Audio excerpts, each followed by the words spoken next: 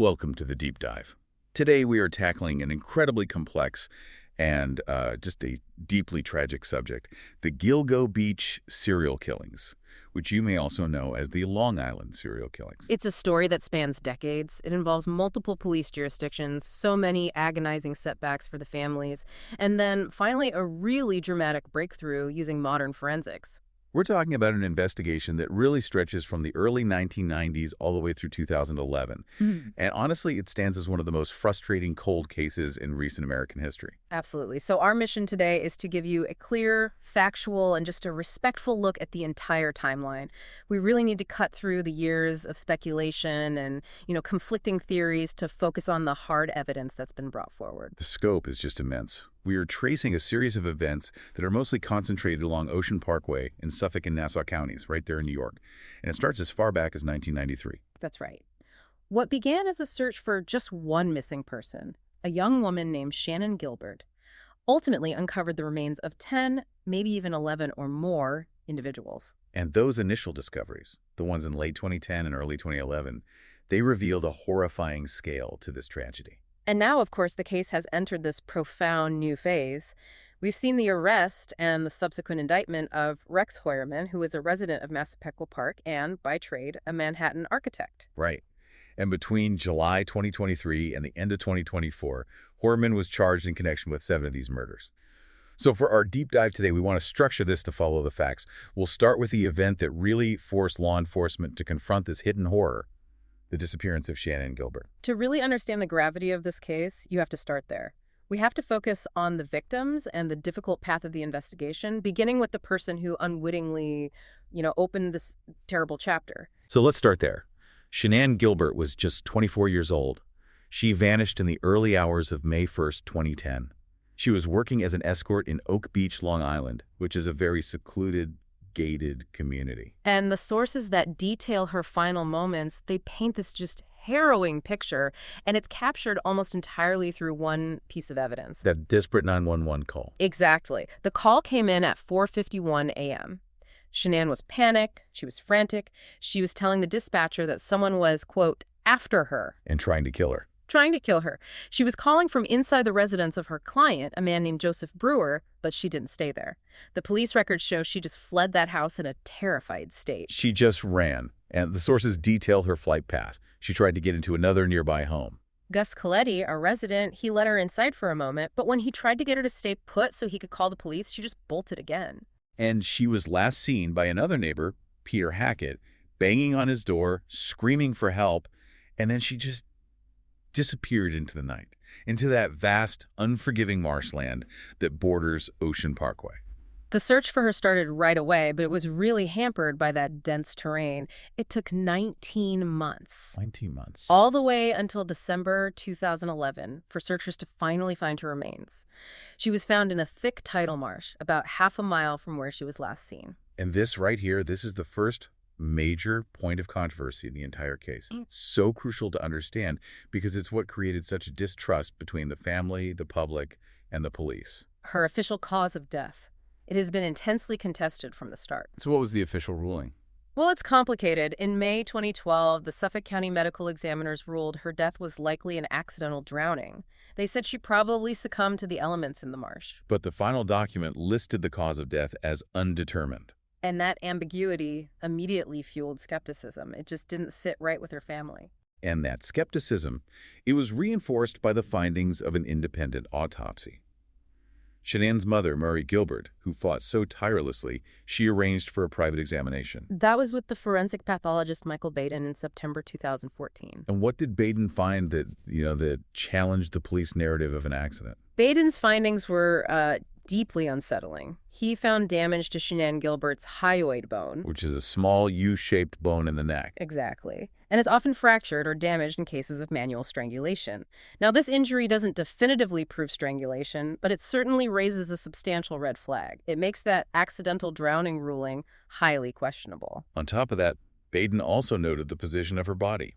She was found face up in the marsh. Which is not the common position for a drowning victim. They usually end up face down. So all these details led Shannon's mother, Maury, who became this fierce advocate for all the victims, to firmly believe that her daughter was murdered by a serial killer. She was very critical of the police for their refusal, initially, to treat it as a homicide. And the struggle for transparency was so long and difficult. The police initially withheld that crucial 9/11 recording. For years. For years.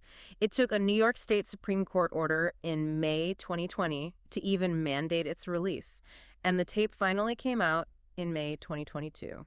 The fact that investigators kept that critical piece of audio, Shanann's last moments, hidden for so many years, really speaks volumes about the early hurdles in the investigation. It does, and maybe even some internal disagreements about where the case was going.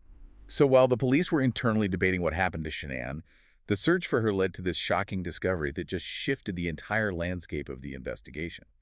This brings us to December 2010, and the discovery of the group that became known as the Gilgo 4. The search method changed everything. Investigators started using specific FBI crime data, which suggested that body disposal sites often cluster near accessible roadways, even if they're hidden by dense vegetation. And that shift in strategy was absolutely key. An officer named John Malia and his cadaver dog, Blue, had searched for months in 2010 with no success. They came back in December to the shoulder of Ocean Parkway near Gilgo Beach. And the dog, Blue, he alerted on a scent, pushed through the thick, winter-covered scrub brush. And that led to the first remains, a skeleton wrapped in deteriorating burlap. This was later identified as Melissa Barthelemy, and once that initial discovery was made, investigators just saturated the area. They quickly found 3 more sets of human remains, all clustered remarkably close together. All within about 500 feet of each other. It's an incredibly small area. This concentrated burial site revealed the pattern of the killer, or at least the killer's pattern, during that specific time frame. These 4 women, Maureen Brainerd Barnes, Melissa Barthelemy, Megan Waterman, and Amberlynn Costello, became known as the Gilgo 4. We really need to honor each of their stories here. Let's start with Maureen Brainerd Barnes. She was 25. She disappeared first, way back in July 2007. She was a mother of 2 from Norwich, Connecticut. And the tragic context here is that she traveled to New York City and returned to sex work, advertising on Craigslist, in a desperate attempt to earn enough money to save her house. She had received an eviction notice. She was last seen on July 9th, 2007, planning to meet a client near her motel in Manhattan. And when her remains were found, there was a grim detail about her body. She was found restrained, secured with 3 leather belts. That level of preparation is just a chilling indicator of the killer's methods. So next was Melissa Barthelemy. She was 24, went missing in July of 2009. She's living in the Bronx. And her disappearance wasn't just silent. It was followed by this prolonged, sinister act of psychological cruelty that targeted her family. The details of those phone calls are absolutely chilling. They really underscore the specific sadism involved in this case. For 5 weeks after Melissa's disappearance, her 15-year-old sister received a series of phone calls. They're described as vulgar, mocking, insulting. And the caller, who police believe was the killer, was using Melissa's own cell phone. Yes. He tormented her younger sister. He asked if she was a whore like her sister, and then eventually he just callously stated that Melissa was dead and that he was going to watch her rot. Police tried to trace those calls.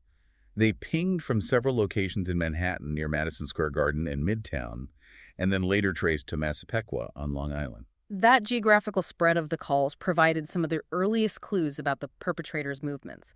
It linked the case to both the city and Long Island's South Shore. And we should also note some activity on her phone was traced near Manorville around the time she vanished, which is the location that's going to become very important later. The third victim discovered was Megan Waterman, 22 years old, a young mother from Scarborough, Maine. She went missing in June 2010. She was staying at a motel in Hauppauge, which is about 15 miles northeast of Gilgo Beach. And Megan was a mother to a 3-year-old daughter. The alarm bells for her family went off immediately because it was completely out of character for her not to check in with her child. They reported her missing within 2 days. And sources indicate she was a victim of sex trafficking, though the person arrested on those charges was later ruled out as having any connection to her murder. Finally, we have Amberlynn Costello. She was 27, lived in West Babylon, quite close to the eventual disposal site. She vanished in September 2010 after arranging to meet a client who had offered her a significant sum of money, about $2,500. And Amber's disappearance, this provided the critical, single most important non-forensic lead in the entire investigation, though nobody really understood its significance for a decade. Her roommate, who was the last person to see her alive, gave police this highly detailed description of the client. It wasn't just his physical appearance, but crucially, the vehicle he was driving. A dark green, first-generation Chevrolet Avalanche. And that vehicle detail was filed away. And it would ultimately be the thread that, years later, led law enforcement directly to the prime suspect. The discovery of these four women so close together, it immediately suggested a single, terrifying predator was operating on Long Island. But then, as police expanded their searches in the spring of 2011, they uncovered 6 more sets of remains, and the scope of the case just expanded exponentially. And this expansion was frightening because it didn't just add more victims. It dramatically stretched the timeline and revealed a far more complex pattern of disposal. It involved dismemberment, dispersal across significant distances, methods often used to, complicate identification and obscure the cause of death. Right, and it's here we have to discuss the Manorville victims. Their cases show this chilling geographic puzzle that investigators were facing. Pieces of the same person scattered across Long Island, sometimes separated by over a decade. Let's start with Valerie Mack. Initially, she was just Jane Doe number 6. She was 24, working as an escort in Philadelphia, and went missing back in 2000. And she was never officially reported missing by her family, which complicated things right from the start. Her case just embodies this complexity. In November of 2000, her torso was found wrapped in garbage bags, dumped in the woods near Manorville, Which is in central Suffolk County, about 60 miles east of the Gilgo Beach area. For 11 years, that torso remained unidentified. Then, during those massive 2011 searches near Gilgo, investigators found 3 more body parts. Her head, her right foot, and her hands. Which means the killer had driven 60 miles east to dump the torso, and then, maybe years later, driven west toward Ocean Parkway to deposit the remaining pieces. It wasn't until 2020, through the use of genetic genealogy, that officials confirmed that these scattered remains, the torso from 2000 and the parts from 2011, all belonged to the same person, Valerie Mack. That was an astonishing forensic linkage. It proved the killer was operating across the entire width of the island. And we see a chillingly similar operational style with Jessica Taylor. She was 20, working in Manhattan when she went missing in 2003. Her dismembered torso was discovered just 5 days later in Manorville, specifically on a pile of scrap wood. And there was this deliberate act of depersonalization in her case. A specific tattoo on her body had been mutilated with a sharp instrument, an apparent effort to destroy an identifying mark. And just like with Valerie Mack, the rest of her remains, her skull, hands, and forearm, were found along Ocean Parkway during those 2011 searches. The parallel disposal pattern torso in Manorville, extremities near Gilgo, it strongly implied the same perpetrator was responsible. And we now know that Rex Heuermann has been indicted for both their murders. Those charges came through in June and December of 2024. This confirms that investigative hypothesis that these geographically separate crimes were, in fact, linked. But the true scope of this goes back even further than the Manorville victims. The earliest case that's been linked by DNA evidence pushes the timeline all the way back to 1993. The murder of Sandra Costilla. Right. She was 28 years old when she was killed in November 1993. Her body was found at a wooded area in North Sea, Long Island. A location that's about 60 miles northeast of Gilgo Beach and, crucially, far away from those other Ocean Parkway disposal sites. It just shows the killer was operating across a massive radius spanning decades. The charge against Heuermann for Costilla's murder came in June of 2024, nearly 3 decades after her death. And the evidence. DNA. From hairs found on her body that matched Heuermann's profile, that linkage is just profound. It expands the scope of the case by almost 14 years from the first of the Gilgo 4 victims. We also have to address the deeply sad case of the mother and child, a narrative woven together from fragmented remains discovered years apart. This involves Tanya Jackson, who was nicknamed Peaches, and her daughter, Tatiana Dykes, who was known for years as Baby Doe. Tanya Jackson was a U.S. Army veteran who served in the mid-90s. Her dismembered torso was found in June of 1997. It was inside a green plastic Rubbermaid container in Hempstead Lake State Park, about 10 miles west of Jones Beach. And the torso had this very distinctive peach tattoo, which is how she got the nickname. Her daughter's skeletal remains were found 14 years later in April 2011 during the Gilgo searches. They were found near the partial remains of Valerie Mack. Tatiana Dykes, believed to be about 2 years old, was wrapped in a blanket wearing gold jewelry. The separation of mother and child and the distance between where their remains were found, it just highlights the killer's calculated and cold disposal methods. It took years of intense DNA analysis. By 2016, DNA confirmed the torso found in 1997 and other remains belonged to the same person. Further testing confirmed Peaches was the mother of baby Doe. And their identities were publicly announced in April 2025 as Tanya Janice Jackson and Tatiana Marie Dykes. This linkage just underscores how modern genealogy is often the only way to solve these fragmented cold cases. And then there are two more victims who highlight the challenging forensic effort: Karen Vergata and the individual known only as Asian Doe. Karen Vergata. She was referred to for years as Fire Island Jane Doe, or Jane Doe number 7. She was 34 when she went missing around February 1996 in Manhattan. Her remains were just scattered by water and time. Her severed legs were found in a garbage bag on Fire Island in 1996. And then 15 years later, her skull and teeth were recovered across the Great South Bay at Gilgo Beach in Nassau County during those massive 2011 searches. The hypothesis is that her legs were carried by the currents to Fire Island after the body was dumped, which reflects just how dynamic the environment of these disposal sites was. And just like Valerie Mack, it was genetic genealogy that finally gave her name back in 2023, 27 years after she disappeared. This technology wasn't just identifying the killer, it was doing the essential, painstaking work of identifying the victims first. Finally, we have Asian Doe. This individual's remains were found in April 2011 near the Gilgo 4. Forensics determined this victim was biologically male but was found wearing women's clothing, which led investigators to consider they may have been a transgender woman or a crossdresser. The forensic details are very specific. They suffered blunt force trauma, were missing 4 teeth, and were likely of Han Chinese ethnicity, between 17 and 23 years old. This victim had been deceased for 5 to 10 years when discovered. The difficulty in identification led authorities to release updated composite renderings in September 2024, showing both a male and a female-presenting version, hoping to generate new leads. The sheer number of victims, this vast geographic spread, from Manorville to North Sea to Fire Island, and the long timeline, coupled with that initial refusal by some key figures to involve federal resources, it all meant this investigation was just paralyzed for years. The obstacles were tremendous. When you look back, the single largest roadblock seems to have been the political and personal friction within law enforcement. And the most damning example of that involves the former Suffolk County Police Chief James Burke. Burke's alleged actions severely hampered the early stages of the investigation. He was widely reported to have actively blocked the FBI from officially joining the Gilgo Beach case for years. This intentional obstruction meant the investigation was deprived of the FBI's immense forensic and analytical resources during those critical initial months and years. Just think about the impact of that. Critical evidence may have degraded or been mishandled, and inter-county coordination was certainly compromised. It wasn't until December 2015, the day after Burke was indicted in a completely unrelated matter, that the FBI was finally allowed full access to the case files and the crime scenes. Before the FBI joined, police had developed an early profile back in 2011. It suggested the killer was likely a white male, mid-20s to mid-40s, familiar with the South Shore of Long Island, and had access to the specific burlap sacks used to wrap some of the remains.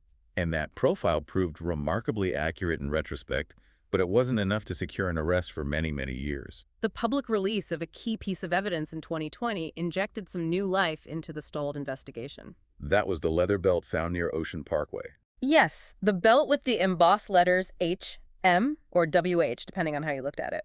Police publicly stated they believed this belt was handled by the perpetrator and did not belong to any of the victims. The hope was this distinctive item would trigger a memory or a lead from the public. And while the belt was an important investigative tool, the true, unexpected breakthrough that led investigators directly to Rex Heuermann wasn't the belt. It wasn't new DNA initially. It was that crucial yet overlooked piece of witness testimony from all the way back in 2010. That witness was Amber Costello's roommate, who provided the description of the client and his vehicle shortly after she disappeared. The dark green first-generation Chevrolet Avalanche. Exactly. Police started re-examining that Avalanche description in 2022. They began cross-referencing this specific, relatively unusual vehicle with records across the South Shore. And that search led them directly to Rex Heuermann. He was 59 at the time of his arrest in July 2023. He lived in Massapequa Park, which placed him exactly in the geographical heart of the police's focus area on the South Shore. And he was a professional architect who worked in Midtown Manhattan, which aligned him with the call locations that were linked to Melissa Barthelomy's phone. Once that vehicle linked to Heuermann, the comprehensive forensic and digital investigation began. and it created this undeniable chain of evidence. Let's talk about those forensic links, starting with the DNA, which is arguably the most crucial scientific element. Right, so investigators managed to obtain a mitochondrial DNA sample from Hoyerman, but it was from a pretty unconventional source. That source was a discarded pizza crust. Investigators successfully got a sample of his DNA from a pizza crust he threw into a public trash can. This DNA was then analyzed for a mitochondrial DNA, or mtDNA, profile. Okay, so why focus on mtDNA here rather than the standard nuclear DNA? That's a great question, and it's a key technical point for understanding modern cold cases. Nuclear DNA is unique to every individual. It provides a definitive match, but it degrades really rapidly. Especially in environmental conditions like these. Exactly. But mitochondrial DNA is much more robust. It survives decay far longer, which makes it the hero in older fragmented cases like Gilgo Beach. The downside is that it's inherited from the mother, so it can only narrow the suspect pool to a maternal line, not a single person. But in this case, the mtDNA from the pizza crust did match the mtDNA profile extracted from a hair found on the burlap wrapping of one of the victims. And that match was enough to narrow the focus entirely onto Hoyerman. But then the digital evidence provided the timeline and the corroboration. Before we get to that, there was a second, equally compelling DNA link found at the scene that tied back directly to the Hoyerman household. Yes. This involved hair samples found on or near 3 of the victims. Investigators took trash samples from the Hoyerman residence and got DNA from his wife. The samples matched hair found at the crime scenes. Now, the fact that the wife's DNA was found on the victims initially sounds confusing, but investigators were very clear about the context. They explicitly stated in court documents that cell phone and financial records placed Hoyerman's wife and children out of state during the times the killings are believed to have happened. This suggests that the husband, acting alone, may have transferred the hair from his home onto the victims, either through his clothing or his vehicle when his family was away. And there was more.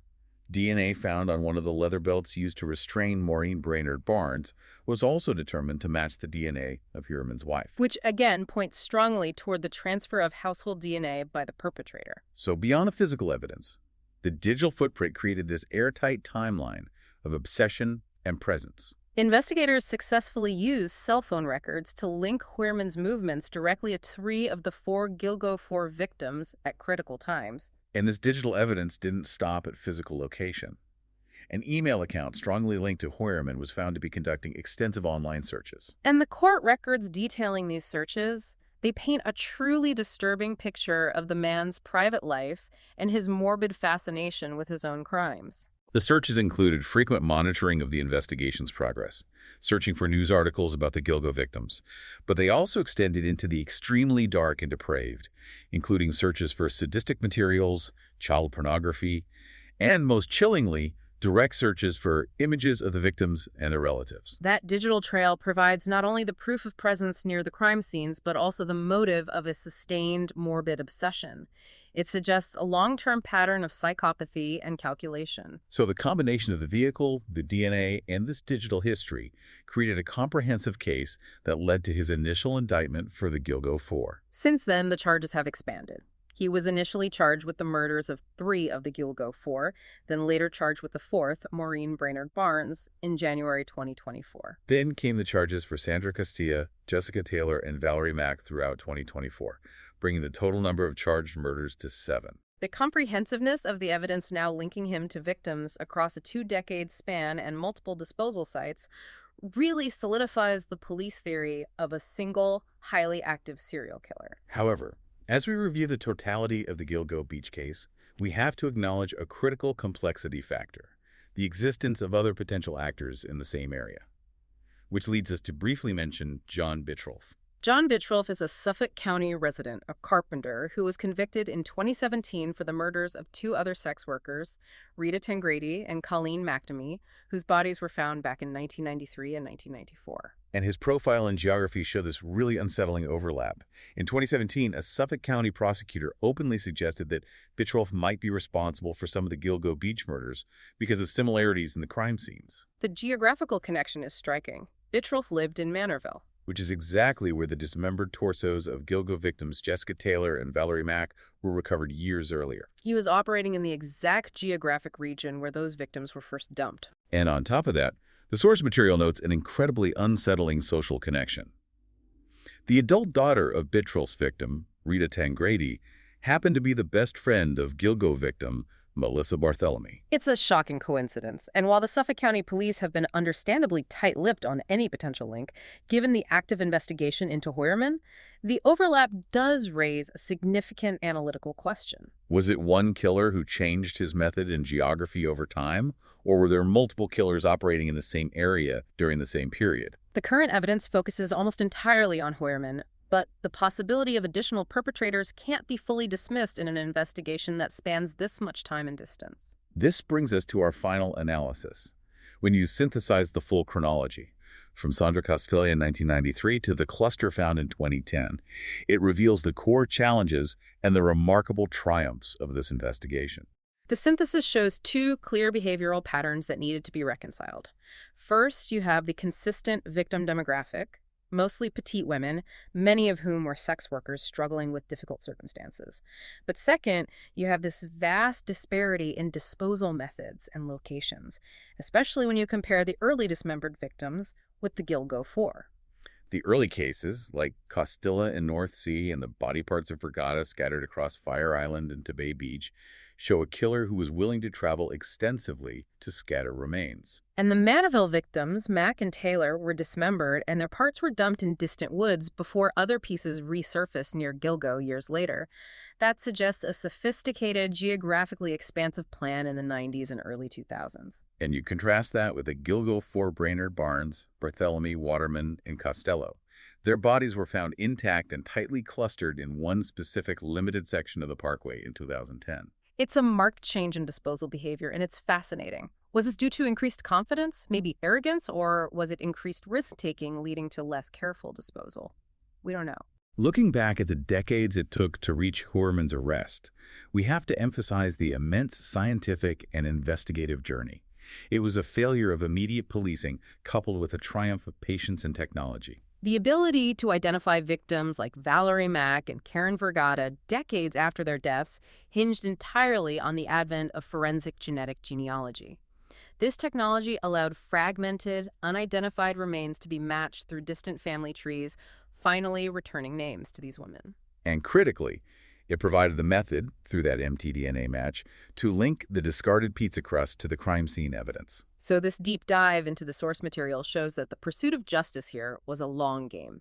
It demanded overcoming major institutional obstacles like James Burke's obstruction, and it relied on the patient preservation of fragmented evidence until the scientific tools were finally capable of catching up. The most critical information often lay dormant, just waiting for that unique combination of an old witness description and cutting-edge DNA analysis. The sheer scope of this case, spanning 2 decades, 3 major counties, and involving every type of forensic evidence you can imagine, from digital geofencing to mitochondrial DNA, it illustrates the immense complexity involved when law enforcement tries to reconcile modern technology with cold, fragmented evidence from the past. And this case is far from closed.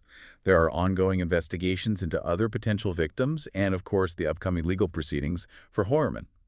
And so you are ultimately left with the chilling question of whether the pursuit of justice, often delayed by years or even decades, will ever fully clarify the fate of every life lost along this grim stretch of Long Island. The truth about every victim involved in this massive, multi-county investigation is still unfolding, and that quest for answers, though it's advanced, it continues. Thank you for joining us for this intense deep dive into the sources.